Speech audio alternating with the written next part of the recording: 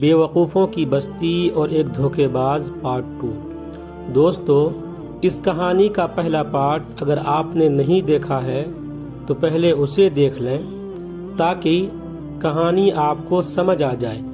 چلیے اب کہانی شروع کرتے ہیں۔ کافی دیر جب گزر گئی تو وہی دھوکے باز گھر میں داخل ہوا اور وہاں بیٹھے ہوئے لوگوں کو دیکھ کر چاپلوسی سے کام لیتے ہوئے ان کے سامنے جھک جھک کر آداب بجا لانے لگا اور بیوی سے پوچھنے لگا کہ میرے خاص مہمانوں کی تقریب میں تم نے کیا کیا؟ ان مہمانوں کو کچھ کھانے پینے کو دیا یا یوں ہی بھوکا بیٹھا ہوا ہے؟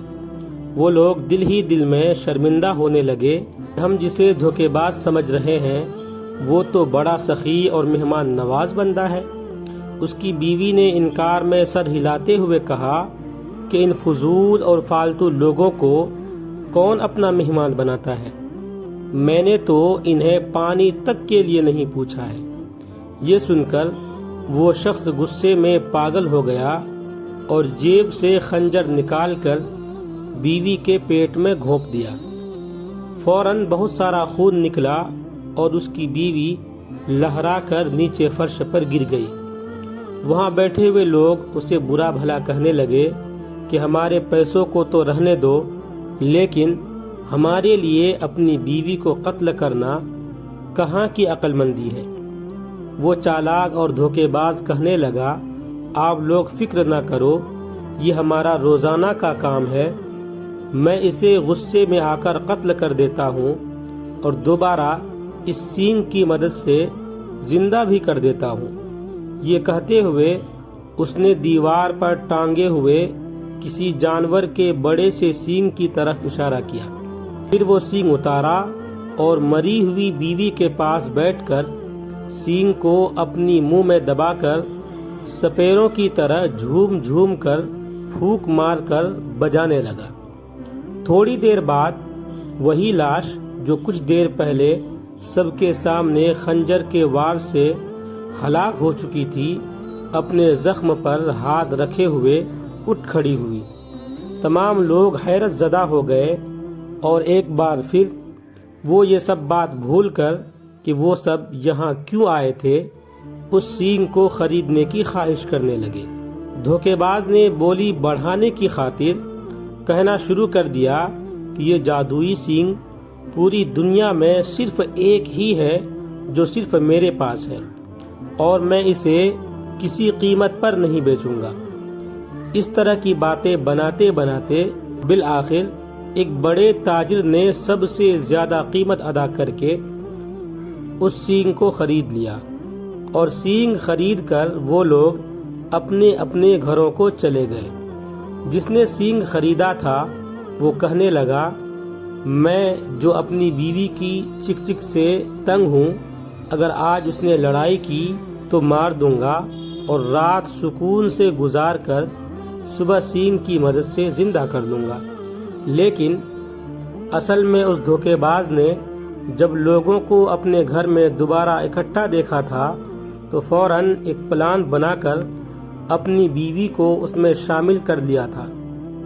لال رنگ کو ایک تھیلی میں ڈال کر بیوی کے کپڑوں کے اندر چھپا دیا تھا۔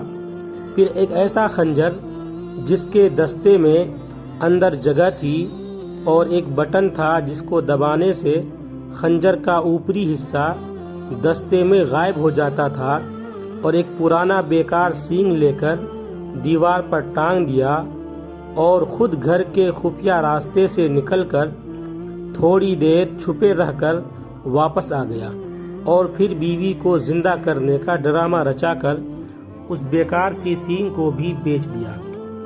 جس نے سینگ خریدا تو جیسے ہی وہ گھر پہنچا تو اس کی بیوی نے حسب معمول لڑائی شروع کر دی۔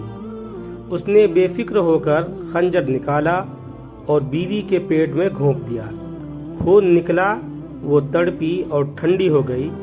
تاجر نے اپنی بیوی کو اٹھا کر کمرے میں لٹا دیا اور پوری رات ایسے ہی رہنے دیا، اور صبح اٹھ کر اس سینگ کو ہر طریقے سے بجایا، مگر وہ تو مردہ ہو چکی تھی۔ دھیرے دھیرے اسے اپنی بے وقوفی کا احساس ہونے لگا وہ پچھتاوے کا احساس کرتے ہوئے گھر سے نکلا تو باہر تمام لوگ اس کے منتظر تھے کہ رات کیا بیتی اور سینگ نے کیا کمال دکھایا۔ وہ شخص دکھ اور شرمندگی کو چھپانا چاہتا تھا، مگر کچھ لوگوں نے جب اصرار کیا تو اصل بات اگلوا ہی لی۔ اب کی بار انہوں نے پکا ارادہ کر لیا کہ اس دھوکے باز کی کسی بات میں نہیں آنا۔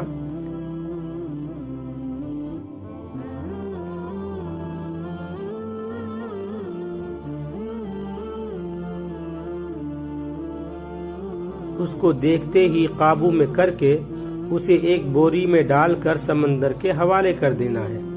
سب نے اس پر اتفاق کیا۔ ایک بار پھر وہ لوگ اکٹھے ہو کر اس دھوکے باز کے گھر پہنچے اور اندر جا کر اسے قابو کر لیا اور بڑی سی بوری میں اسے ڈال کر سمندر کی طرف چل دیے۔ کہانی جاری ہے، اگلا پارٹ کا انتظار کریں۔ چینل کو سبسکرائب ضرور کریں۔